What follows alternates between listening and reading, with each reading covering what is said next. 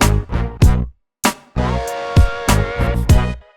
what's up, rock stars? It's Rox, and I am coming to you today with the review for Black Ink Chicago Season 4, Episode 15, I believe. I am so glad this show is over. When they start having shows like this, that lets you know that they need to shorten up the season. There was absolutely no reason for them to have 16 episodes. Next week is the finale, and thank God for that. Because this shit today, we're going to get through this shit fast. I should have did this way earlier, child. I done got caught up in the iPhone frenzy. Y'all know I'm an Apple girl, and the new iPhones come out at midnight. Well, you could pre-order at midnight, and I had told myself I wasn't gonna do it. Like, I was just gonna wait. It wasn't no big deal. And then this morning, I was like, I gotta get it! Child, I've been pre-gaming all morning. Child, trying to figure out which is the best way to do it, and just totally not doing what I said I was gonna do. So I got everything all set up, bitch. I'm ready. And hopefully with the plan that I have this year, I will get my phone sent to me on the actual day that they get sent out next week, Friday. So fingers crossed, you guys. Anyway, the review. Let's get to it, shall we? All right, you guys. So there's two artists left in the shop, which is Van and Cobra. Somebody tell me, when exactly did Don say he wasn't working in the shop anymore? I mean, he hasn't really been doing any work this season, but they never really do any work on the season. I just assumed he was still there, but no, they're saying there's only two artists left. Lily has quit, and Van and Cobra, I'm sorry, no matter how many bitch-like dramatics that Van can muster, child, we can't have a show with just those two. Okay, Cobra want to be a fucking wrestler now. Can you imagine Cobra being a wrestler? She's so awkward and you know, looks like she's unbalanced. I was just like, people think that wrestling is, you know, easy, and it is still a very physical sport. So I'm just like, just because you big doesn't necessarily mean that that your aptitude would go towards wrestling. That's all I'm saying. But she comes in with her little mask on, and she's sitting there talking to Charmaine and Danielle, and they're talking about Lily leaving. Lily has left a note quoting her feelings for everybody. She says that Charmaine talks too fucking much and thinks that she knows everything. She says Danielle didn't deserve her hands those days. However, she boring and shit, so that's why she felt like beating her ass that day. She says that Van is not a real man, and she's just glad to be rid of him. Well, they glad to be rid of her as well. Cobra, of course, feels indifferent towards all of this. You know what? She's not in it. Okay, Cobra is never really in it. Cobra really doesn't need to even be on the show if you ask me. Okay, she's still friends with Lily. She's still her roommate, so she's always going to be Lily's girl. She says she's fine with Reese now. She's fine with everybody at Loyal Link, so she's just going to sit this one out. That's between them. As for the rest of them, though, they're glad that Lily's gone. Good riddance to bad rubbish. Now, we see Lily. She's got to tuck her tail and find a new job. Well, who else do we know needs some people around there but Ryan? Okay, y'all know he trying to get 9mag off the ground over there. No clue why it has taken more than 4 months to build out this fucking shop. They trying to pull one over on us, you guys. But anyway, they meet so that they can talk. Okay, Ryan says he's just curious to see what Lily wants because she been talking bad about him online and everything. So, you know, he just want to hear what she got to say. Well, she comes there, and of course she's all soft talking and telling him how, you know, he was right and everybody there are backstabbers, and you know they all don't like her now. Surprise, surprise. That's what it took for her to open her eyes to the snakes that she works with. Ryan is listening to this, and he's telling us that, you know, he never really had anything against Lily per se. Lily just was a part of the team there at 9mag when they were all together, and, you know, when he had to leave them, he had to leave her as well. But it was a business decision. He didn't really have any problems with her, but yet and still, Lily been online and been talking trash and shit about him all this time, so he don't really know how to feel about Lily. Lily says that, what's going on with your shop? And he was just like, yeah, I'm still trying to get my artists together. And I'm just like, y'all gonna wait till almost the end of the damn season to come up with this shit, huh? We'll talk about it in a second. Anyway, he's still trying to get his artists together. And she says, well, if you need anybody, then I'm here. And Ryan was like, I bet your ass you are too, huh? They done kicked your ass out from over there, so now you want to come over here. How do I even know that you're sincere? Why would you deal with Lily considering that you want Junior to be working in your shop? Is Junior completely out now because of what happened? Did they completely write Junior off? Ain't no way I would bring Lily over there if I knew they still had them fireworks between the two of them. I don't know why we ain't thinking about that. Lily could kick rocks as far as I'm concerned. You better think about that, Ryan. And speaking of Lily, you know, she's supportive of Cobra's wrestling antics. So she's going to go support her. She shows up at one of her, I guess, rehearsal matches, and turns out that Cobra has hurt her neck. So when Lily gets there, Cobra has been told that she needs to go to the doctor. All right, so Lily's going to ride with her to the hospital and see what's up. Cobra says that she can't be affording to do this wrestling thing if, you know, by any chance it would stop her from being able to tattoo for the rest of her life, you know. So I mean, this was the one thing to help her get her aggression out, and I was just like, girl, why don't you take up boxing? That way you can get your aggression out and you ain't got to be getting slammed on no damn floor somewhere. But whatever. When her and Lily get in the car and they ride in there, Lily tells her how she went to go see Ryan, and I guess she was trying to see if Cobra was gonna feel like she was a traitor, but Cobra was like, I ain't got no problem with nobody. Okay, you do what you gotta do. If that's what you want to do, fine. Cobra is not in any of this mess. Now jumping on over to Four. Four's in Los Angeles and he's working with London on the track. Well, he had been working with London on the track. London's been on a tour. And so London has been kind of in and out. So I guess Four has really only been working there with the engineers and everything and trying to get it done. So this day, London on the track is coming in to see what Four got for him. And London has brought his team, I think the general manager and CFO or something like that. So these are like the big wigs in his little company. I shouldn't say little company. Y'all know what I mean. We want to hear what you got. Okay, so Four plays them the songs. And actually, the songs didn't sound all that bad. It's a couple of songs. You know, even London is feeling them. Okay, the team feels a little differently. All right, you know, they kind of back there mumbling to each other like, what'd you think about this one? What'd you think about that? Once they finish listening to the songs, we hear clips of 2. And Four says they're not even done. Well, I guess he got signed up for 10 songs. And nigga, he said he got 3 songs that he's pretty much finished. And the rest, no. So where the fuck the other 7 songs at? Of course, he got the big wigs in there. And they are only concerned about the bottom line, I'm sure. And then all of a sudden, London was fine until his team chimed in. All of a sudden, he get a fucking attitude. I said, that motherfucker is the most surly, okay? Just all smart mouth and everything.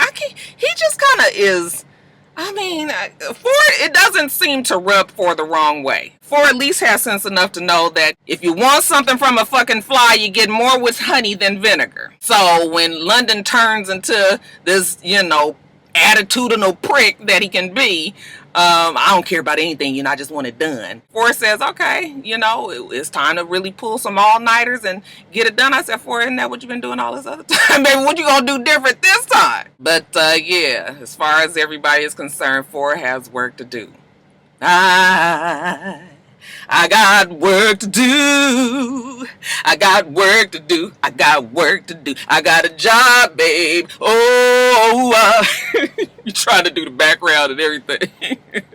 Shout out to Vanessa Williams. So Four take it on back to Chicago, baby. He just need to get back with his roots, okay? It ain't really working in Los Angeles, okay? Y'all see where this is all going? He's back at the shop. At least he's at 9 Mag or what it's trying to be. He's telling Ryan, like, I just need, you know, something to get me back grounded with my peeps, okay? So what better way to do that than get a Chicago tattoo, okay? It would say Chi-Town. I guess he has a very popular song in Chicago with the same name. And Ryan is going to do it. And y'all know how these scenes go. It's always a tattoo that has a special meaning. And, you know, this is supposed to be some enlightening moment where, you know, Chi-Town and he's thinking about it and all. It don't take a genius to know that he's about to leave Los Angeles, child. They act like we some damn dummies. Ryan hooks up his tattoo. He feels much better afterwards. See what a tattoo can do for you? And since Four is in town, you know, Don decides to have a little cookout, you know, family get together of sorts for Four. Four's been down in the dumps and everything. So, you know, we got Don. Don is on this grown man. This is the Don that we had last season. Last season, Don was quite the mature man. So I guess he's trying to get back on that steez. Ashley tells us that even though she is giving Don a hard time, that she realizes that he's trying, and, you know, she may, because of the fact that he seems to be consistent with the trying and everything, you know, she may get back. Well, bitch, if you don't stop it, You know your ass ain't left that man just be glowing every time you around him. But they're gonna have dinner, or they're gonna have whatever it is, lunch, dinner, whatever. Don does a prayer, and he's thankful for his family and everybody being together, and his wife Ashley. Okay, that makes her feel good. Don's doing all the things that he needs to do to get her back so he can cheat on her again. So after the prayer, Ford tells Don that, you know, if you want, you can always come work at 9 Mag. I guess this means unofficially that Ford's working at 9 Mag. Like, he never really said. Like, all of a sudden I feel like they just decided to lump all this on us on these last 2 episodes. But I guess Ford's telling Don he can come over there at 9 Mag, and Don's like, you know, I got to thinking about it and thinking about my future and my family and everything, my kids, and Don then got to the point where he don't feel like he needs to be punching the clock for somebody else. He has enough in him, enough talent to do something on his own. He's not quite sure exactly which way he want to go with that, but yeah, he not necessarily feeling working in the shop again. So he gonna sit it out, and he just gonna see where the Lord leads him. I said, you better do something if you want to be on this show next season.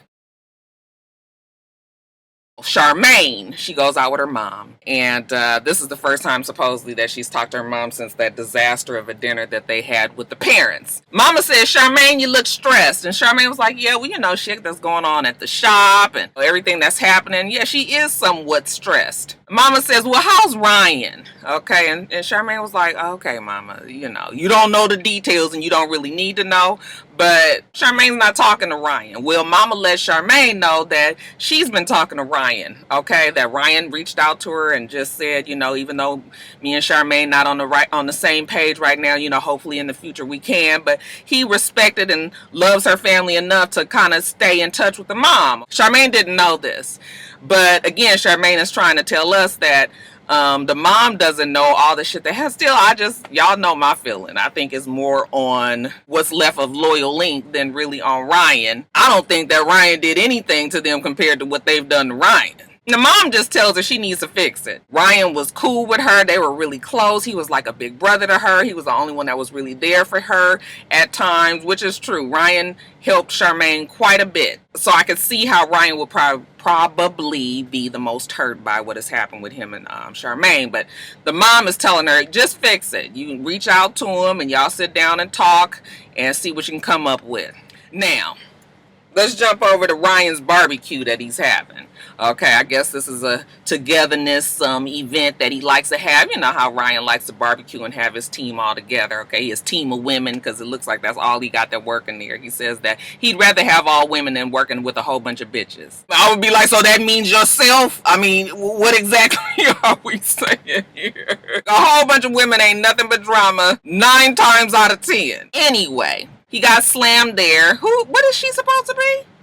Because I thought Bella was the manager. Bella's the receptionist. The slam girl is the manager. Child, I don't know. But he got his girls there. Those 2 are the most outspoken. Lily shows up out of the blue with a pan of food. And everybody sees her walk up, and Bella was like, now, I was drunk the whole time we was in Jamaica, knocked out, but I do remember that she was the one that supposedly started this fight out there. So why is she here? Okay, even Slam, everybody got the side eye for Lily. Lily was like, damn, everybody stopped talking. Yes.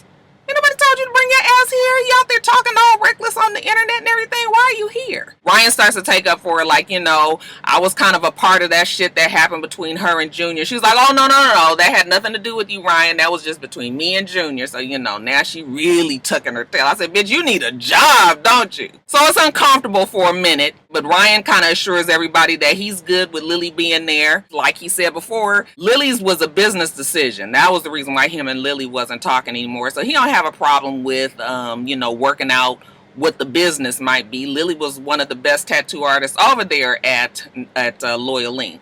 So, you know, when he looks at his bottom line, then yeah, why not Lily? Okay, and deal with that crazy ass attitude. I was, baby, you better than me. So what better way to make everybody comfortable again? Shots. That's what Bella suggests. Okay, I think that's what Bella always probably suggests. Okay, so now we all friends again, you know, so everybody's drinking, everybody's getting drunk, they dancing. Okay, something about this, you know, the girls on reality TV now that once you start drinking, then, you know, it brings out your lesbian fantasies and you want to be kissing on each other. Child, I'm telling you, I was like, I am really getting too old.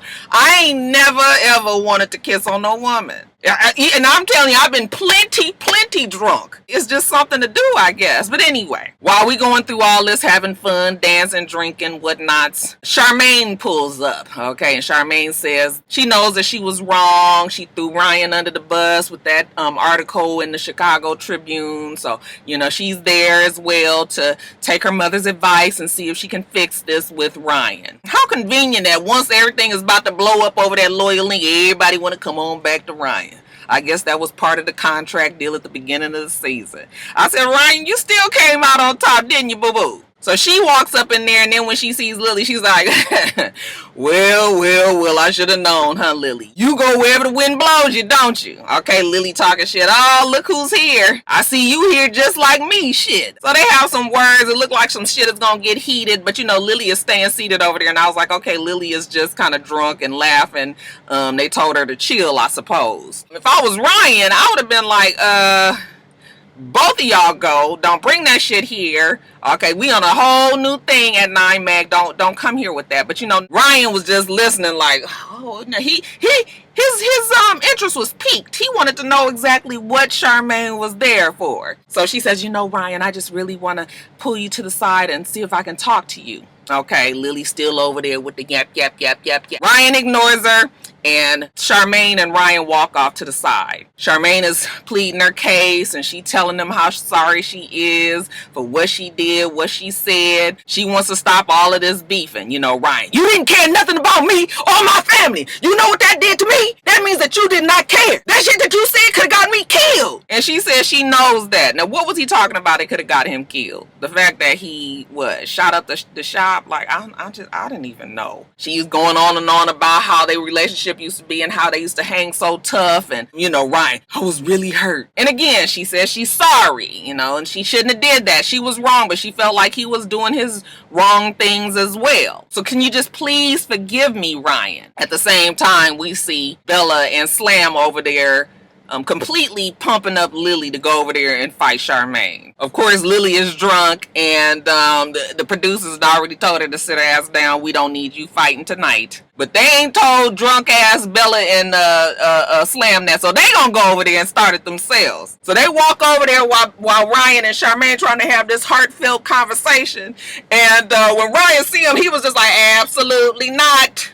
Don't think you gonna come over here and steal me, rob me of my opportunity to get all my bitch-like feelings out and tell Charmaine off? You not doing that today. You not stealing the spotlight, so y'all take y'all ass on. Charmaine, as much as her mouth always going, yelling and screaming and getting in people's faces, this is how you know that they got this shit set up, because she doesn't say really anything to those girls. And normally, Charmaine would have a whole lot to say and then proceed to get her ass whooped, as usual. They walk away, and again, Charmaine was like, just please forgive me, Ryan. I mean, she might as well get down on her knees and kiss his feet. Girl, you really groveling, ain't you? And this is Ryan's moment. He said, it ain't about forgiving, okay? Because I don't forget a motherfucking thing. You was my friend, but you was willing to say whatever. Just for them motherfuckers over there. You mean to tell me you think that we friends? Look me in my eye and tell me if you think that we still cool. The whole time he doing it, he looked like he want to laugh. They was like, we ain't doing this scene over, nigga. You better get it straight. Charmaine wants to say that they cool, but I mean, if you bringing in looking in eyes and everything, I guess that means we not, you know. So Charmaine's like, all right, you know, she starts to turn around and walk away. And he, you know, he in my Shawnee O'Neal voice again, you know, thank you for your services. So as far as we know right now, Ryan is still not trying to work it out with them. But we saw the previews for next week, and we could already tell where this is going. 4 is coming back. 9 Mag is going to be together.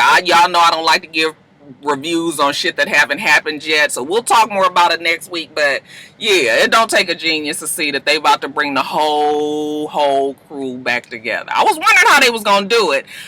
This wasn't really how I thought it was gonna go, because it seems like it's just gonna be more fighting next season with this kind of setup, but whatever. We'll talk more about it next week, but everybody's about to be back together, basically.